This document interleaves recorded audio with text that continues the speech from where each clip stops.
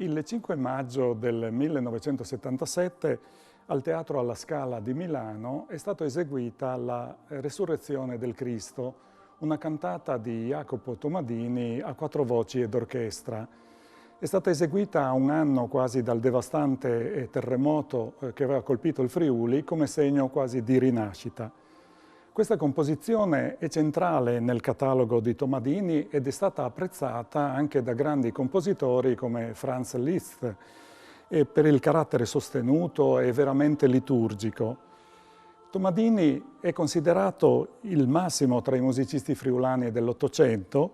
Era nato a Cividale nel 1820, aveva iniziato gli studi musicali col locale maestro di cappella Giovanni Battista Candotti, continuandoli poi a Udine negli anni degli studi seminariali con Luigi Casioli e Francesco Comencini. Tomadini ci ha lasciato circa oltre 700 composizioni, per lo più sacre, alcune delle quali hanno ricevuto riconoscimenti anche internazionali a Parigi, Nancy, Londra.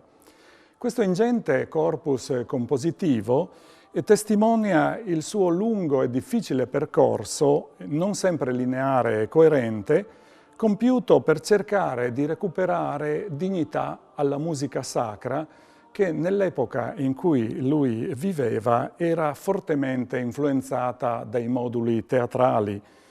Egli è stato autore non solo di grandi composizioni come la già ricordata Resurrezione del Cristo, il Te Deum per coro e orchestra, il Miserere in Mi minore, ma anche di composizioni che indulgevano e andavano incontro un po' al gusto popolare, come ad esempio le 26 canzoncine in onore di Maria.